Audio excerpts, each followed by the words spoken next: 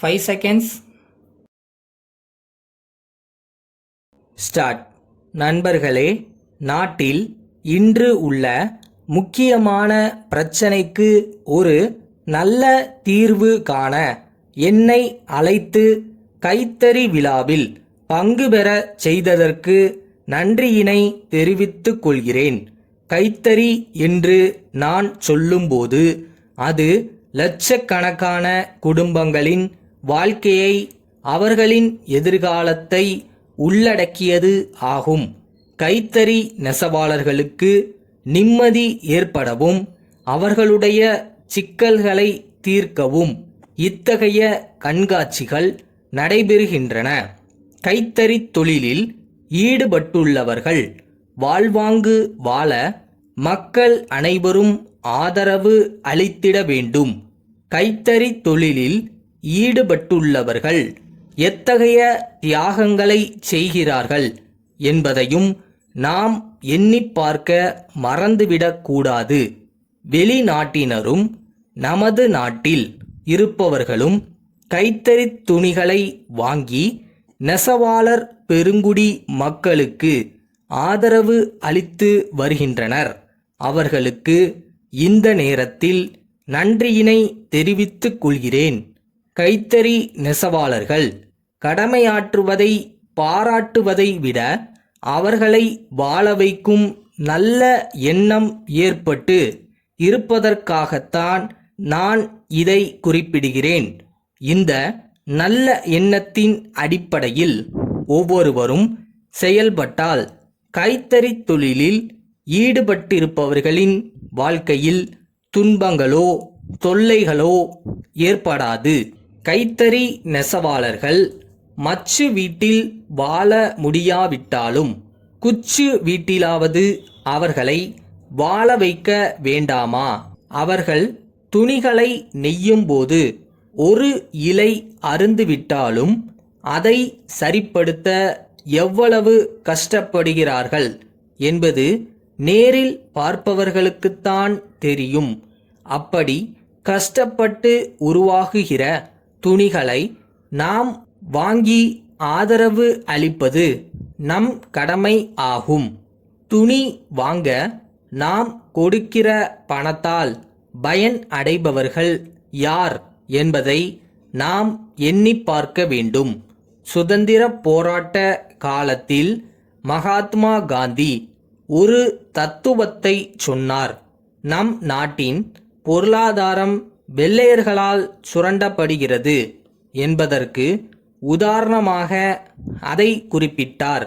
அதாவது அவர்கள் நமது நாட்டில் உற்பத்தியாகும் பஞ்சை வெளிநாட்டிற்கு எடுத்து சென்று அங்கே ஆலைகளில் நூற்று துணியாக்கி திரும்ப நமது நாட்டிற்கு துணியை கொண்டு வந்து நம்மிடமே விற்று கொள்ளை லாபம் சம்பாதிக்கிறார்கள். ஆகையால் நாமே பஞ்சை நூலாக்கி கைத்தறி மூலம் துணி நெய்து ஆடை தயாரித்துக் கொள்வோம் என்ற தத்துவத்தை மக்களுக்கு எடுத்துரைத்தார். அமரர் பேரறிஞர் அண்ணா அவர்களும் கைத்தறி தொழிலுக்கு முன்னுரிமை அளித்தார்கள் என்பதோடு கைத்தறி நெசவாளர்களுக்கு வாழ்வு அளிக்க வேண்டும் என்பதில் தீவிரம் காட்டினார்கள் என்பதை சுட்டிக்காட்ட விரும்புகிறேன். நாம் தர்மம் செய்கிறோம் என்றால் அந்த தர்மம் எதற்கு பயன்படுகிறது என்பதை பார்க்க வேண்டும். ஒரு பள்ளி மாணவனுக்கு படிப்பதற்கு பணம் கொடுத்து உதவுகிறோம் என்றால் அது தர்மம். அந்த மாணவன் படித்து பட்டம் பெற்று தன்னை போல பலரை உருவாக்க காரணமாக இருப்பான். நாம் செய்கிற தர்மம் எதற்கு பயன்படுகிறது என்று பார்க்க வேண்டியது மிக அவசியம். நாம் கொடுக்கிற காசில் கள்ளக்கோல் வாங்கினால் அது தர்மம் அல்ல.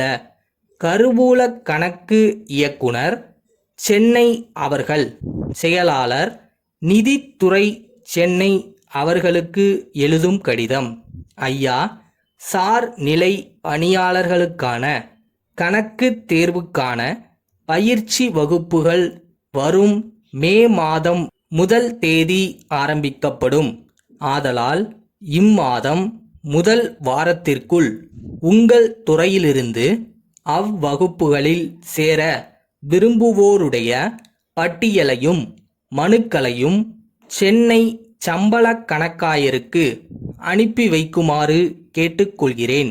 வகுப்புகளுக்கு வருகை தருவது கட்டாயம் என்று வகுப்பில் சேர விரும்புவோருக்கு தெரிவிக்க வேண்டும். வகுப்புகளுக்கு வராதவர்கள் மீது ஒழுங்கு நடவடிக்கை எடுக்கப்படும் என்றும் அவர்களுக்கு தெரிவிக்கப்பட வேண்டும். இத்துடன் கொடுக்கப்பட்டுள்ள இடங்களில் எந்த இடத்தில் நடக்கும் வகுப்பில் சேர விரும்புகிறார்கள் என்பதும் குறிப்பிடப்பட வேண்டும். உங்கள் துறையிலிருந்து அனுப்பப்படும் மனுக்கள் எல்லாவற்றையும் ஒன்றாக சேர்த்து அனுப்பவும். மனுக்கள் அனுப்புவதற்கான கடைசி நாள் இம்மாதம் 7ஆம் தேதி ஆகும்.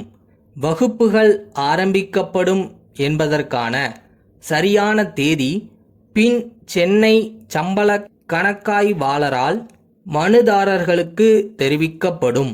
தங்கள் நம்பிக்கையுள்ள